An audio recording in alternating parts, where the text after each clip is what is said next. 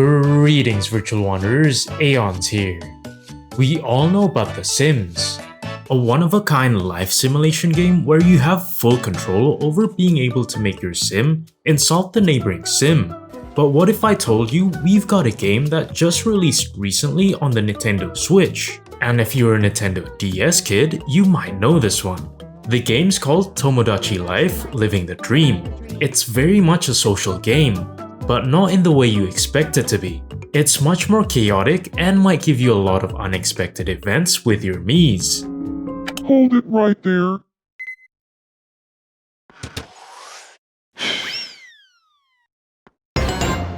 That being said, there are features in this cozy little game you might not see in other games.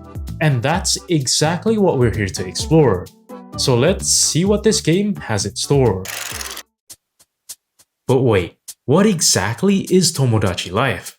Well, you can say it's Nintendo's take on life sims. Remember those Mii characters you used to have on the Wii? Well, this is a game that quite literally explores their lives. You populate an island with Miis that you create, and watch them move on their own, humor themselves, and get sudden hiccups or freeze in place.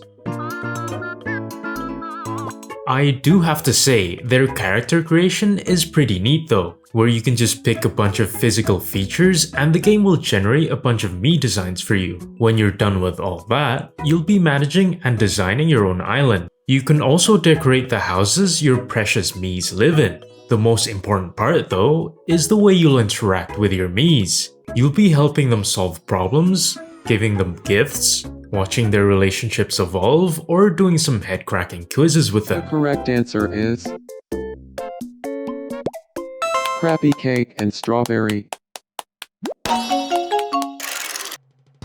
Notice how I said helping, giving, and watching? Well, that's exactly what makes this game different from other life sims. You're never controlling the Miis directly, you're only there as a guiding hand, or more like an all-seeing entity, if you will. And they acknowledge it as well. They'll ask you for food sometimes, or you can just outright give them food whenever you want. They'll ask you for new clothes, like a child asking their parents for that one cool clothing piece at the store. They'll even ask you to play minigames with them.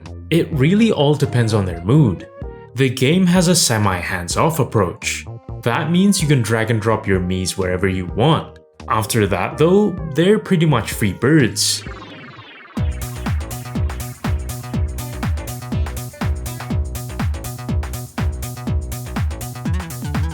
Or you can drop them next to another Mii to make them socialize, which is a new feature that got rid of the underlying hope to god they'll meet problem the predecessors had. So if you're into a game that you can both chill and kind of tell your characters where to go, then this might be a game for you. Because I definitely can say that I haven't seen something like this before in life sims.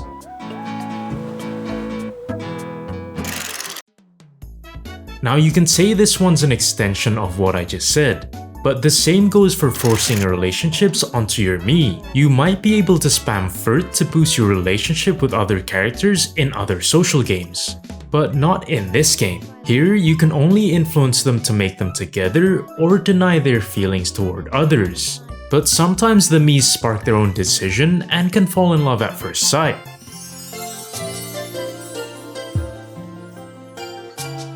You can watch your Miis randomly interact with each other, and maybe, just maybe, they'll want to take their relationships to the next level with that one Mii you created specifically for them. Well, to get together and do the infamous woohoo. And as much as I want that feature inside the game, this game's way more PG than The Sims. It's an interesting feature that might frustrate some, but then again, this is one of those chill life sims where you're supposed to mostly watch everything unfold by itself. So what I'm saying is, even while you're away, your Mii might take a move that increases their relationships, and you didn't even have to lift a finger.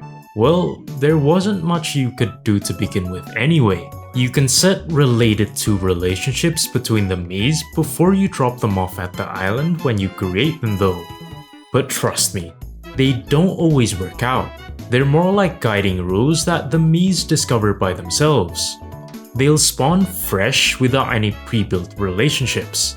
and you gotta drag them to meet each other to start their relationship off.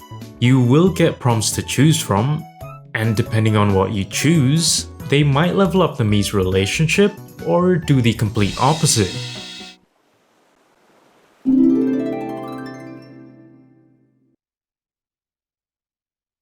What do you guys think of the video so far?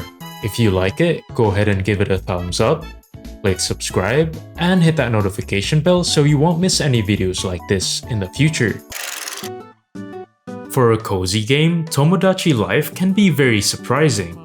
Every now and then, a Mii will come to you asking for advice about another Mii. Maybe they want to confess, maybe they want to get closer, or maybe they're about to make a terrible life decision. It'll give you a few choices, expect you to make a decision, and then immediately judge you for it. Okay, time to meet up with Tifa. The problem is that you're usually working with almost no information. Does this Mii actually like the other one? Is this a good time to confess?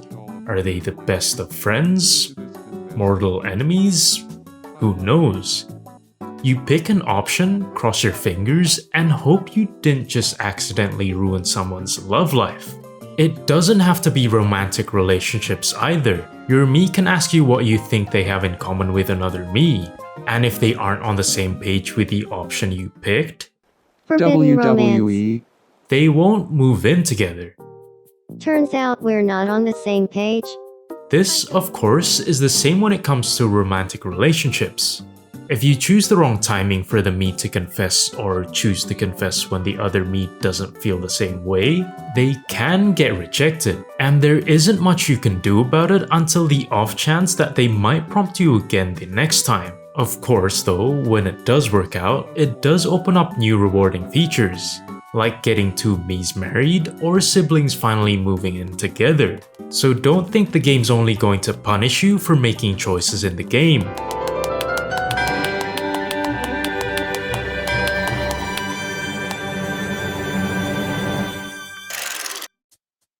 Unlike most games with social mechanics, this one still runs even when you're not in the game.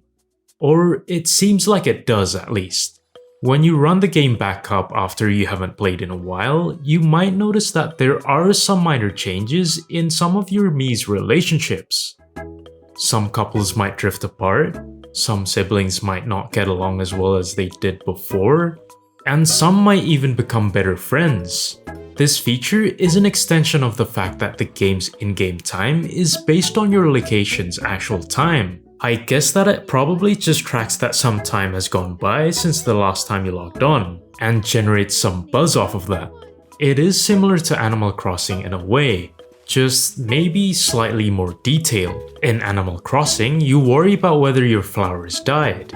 And in Tomodachi Life, you worry whether your couple is still together or not. This feature makes the game feel like it has a life of its own. It really gives off that sense of, I'm going to check on my Miis and see if something's changed, after not playing for a day or two. That's the feeling I got from the game. This feature also explains why the game is so satisfying, even when you're only on it for short sessions, because you don't have to micromanage every relationship in the game. The game just naturally nudges the relationships without you even playing it. Sometimes you only need to head on, give your Mii some food, give them gifts, solve a few problems, and let the game do the rest. Even though it feels like a short game, the game offers other things when you're playing, that you're actually playing with your Miis in the mini-games, so you can still sink in some time playing the game. Speaking of gifts, you already know that you can't tell your Miis exactly what to do, but you can expand their interaction collection, and that is through giving them gifts. Tomodachi Life has quite a unique way of unlocking new interactions, and that is by leveling up your Mii through you interacting with them, like solving problems, giving them food, etc, etc. On each level up, you can give them items or quirks they can do either alone or with other Miis. So you just might see them serenading other Miis with a guitar, taking photos of other Miis, or even playing football with them. Sadly though, it doesn't do much in terms of boosting relationships. It's more of an eye candy for you to see more variety in what the Miis do with each other. This is what I think is a missed opportunity. They could have made this play hand in hand with boosting relationships if the other Mii also enjoyed the interaction. It's one of the few systems that feels disconnected from the relationship mechanics. Imagine if a Mii who loved music actually became closer to another Mii after playing them a song. Suddenly, those gifts wouldn't just be cosmetic. They'd become another way for personalities to naturally connect. Well, I hope the devs add something like that to the next game. I just hope it's not 13 years after this one, like the previous one on the 3DS.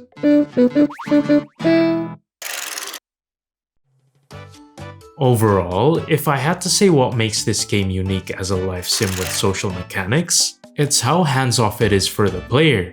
You don't really need to do anything once you add your Miis to the island, and maybe that's why I enjoyed playing this game every once in a while. The way the game's design philosophy is built around the whole game is what makes it unique on its own. It's not something you'll spend hundreds of hours on, but it's a relaxing game to play in your downtime. And even then, it still rewards you with nice little surprises of your Miis, either on bad terms with one another or grown tighter than before. Either way, I'll be going on my Switch every now and then just to check on my Miis, while I'm not drowning in the latest AAA checklist garbage. Okay, that's it for now, and until then, happy exploring.